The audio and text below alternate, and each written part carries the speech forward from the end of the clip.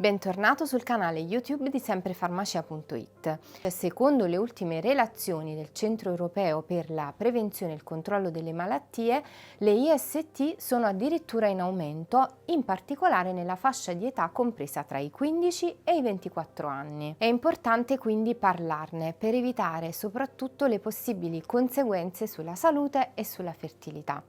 In questo video ci occupiamo di una delle IST più diffuse, la clamidia. Scopriamo come si manifesta, come si diagnostica, come si cura e soprattutto come prevenirla. Se il video ti piace metti like e ricordati di iscriverti al canale, a te non costa nulla ma a noi è di grande aiuto. La clamidia è un'infezione sessualmente trasmessa causata dal batterio Chlamydia trachomatis, dal quale prende il nome. La clamidia è l'IST più diffusa in Europa, interessa le donne più degli uomini e in particolare i giovani tra i 15 e i 24 anni. La clamidia si trasmette attraverso tutte le tipologie di rapporti sessuali, vaginali, anali ed orali non protetti da preservativo. Può essere sufficiente per il contagio anche il semplice contatto tra i genitali senza penetrazione, la condivisione di giocattoli erotici oppure il contatto accidentale tra fluidi genitali e gli occhi. È possibile anche che venga trasmessa dalla madre al bambino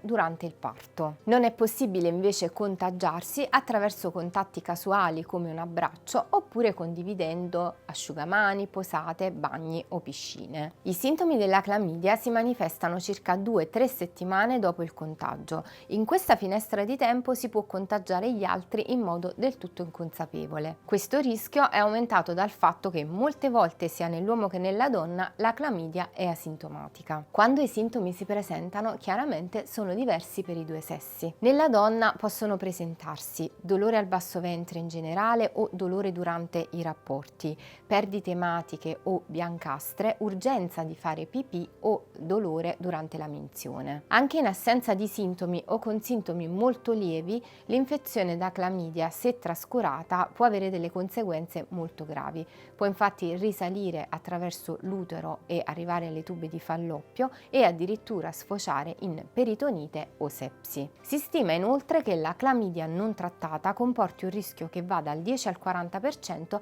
di sviluppare la malattia infiammatoria pelvica o PID, che si manifesta con forti dolori addominali e può provocare infertilità o gravidanze extrauterine. Nell'uomo i sintomi principali sono dolore durante la minzione, perdita di liquido trasparente, rossore del glande e rossore gonfiore dei testicoli. Se non trattata, la clamidia nell'uomo può comportare infezione alle vie seminali e conseguente infertilità. Sia nell'uomo che nella donna la clamidia, se trasmessa attraverso il rapporto anale, può provocare dolore e sanguinamento anale. Se trasmessa attraverso il rapporto orale, può provocare faringite. Eventuali complicazioni poi possono riguardare l'occhio con congiuntivite. Un'altra possibile complicazione è l'artrite reattiva, cioè un'infiammazione delle articolazioni provocata dalla risposta del sistema immunitario all'infezione. Inoltre, un aspetto da non sottovalutare è che l'aver contratto un'infezione sessualmente trasmessa predispone maggiormente al contagio con HIV. Nei neonati contagiati dalla clamidia durante il parto, invece, l'infezione si manifesta con polmonite e congiuntivite. La diagnosi di clamidia può essere facilmente effettuata attraverso dei test che prevedono la coltura dei batteri presenti nel campione oppure la ricerca in quel campione del materiale genetico del batterio. In alcuni casi è sufficiente un campione di urine, mentre in altri è necessario effettuare un tampone vaginale nella donna o uretrale nell'uomo. Di solito il test della clamidia è abbinato a quello di altre IST come gonorrea, micoplasma e trichomonas. Questo test viene consigliato non solo a chi abbia sintomi, ma anche a chi abbia avuto rapporti con partner affetti da infezioni sessualmente trasmesse, oppure cambi spesso partner o ancora non utilizzi correttamente il preservativo. Questa tipologia di test inoltre viene effettuata alle donne che scoprono di essere in gravidanza e vengono poi ripetuti prima del parto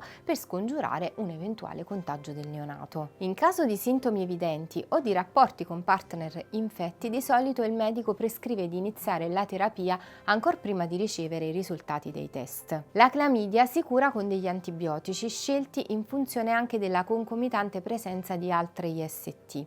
Si utilizza l'azitromicina, la doxiciclina, l'eritromicina o la levofloxacina. Durante la terapia e fino ad almeno una settimana dopo la guarigione bisogna astenersi da rapporti sessuali e ovviamente la terapia deve essere seguita anche da eventuali partner. La prevenzione della clamidia, come di tutte le altre infezioni sessualmente trasmesse, passa attraverso le regole del sesso sicuro. A tal proposito, se vuoi approfondire l'argomento o vuoi dare del materiale informativo a tuo figlio o a qualche amico, ti lascio in descrizione il link di un opuscolo molto ben fatto dell'Istituto Superiore di Sanità sulle IST e sul sesso sicuro. Ma questo è vero ancora di più se si fa sesso in momenti in cui non si è lucidi, per l'assunzione di alcol o droghe, per cui non si ha il completo controllo sui propri comportamenti. Per proteggere se stessi e il proprio partner, l'unica arma a disposizione è l'uso corretto del preservativo, che deve essere ben conservato, integro, ben indossato e soprattutto indossato dall'inizio del rapporto e non solo prima dell'orgasmo per prevenire una gravidanza. Inoltre sarebbe bene effettuare i test per le IST ai primi sospetti senza paura di incorrere in giudizi. Medici e laboratori sono a nostra disposizione proprio per permetterci di curarci ed evitare problemi molto più grandi. Abbiamo parlato della clamidia, ma in realtà le IST richiederebbero ancora molta attenzione. Se hai domande lascia un commento. Un saluto dalla dottoressa Valentina di semprefarmacia.it, la tua farmacia sempre con te.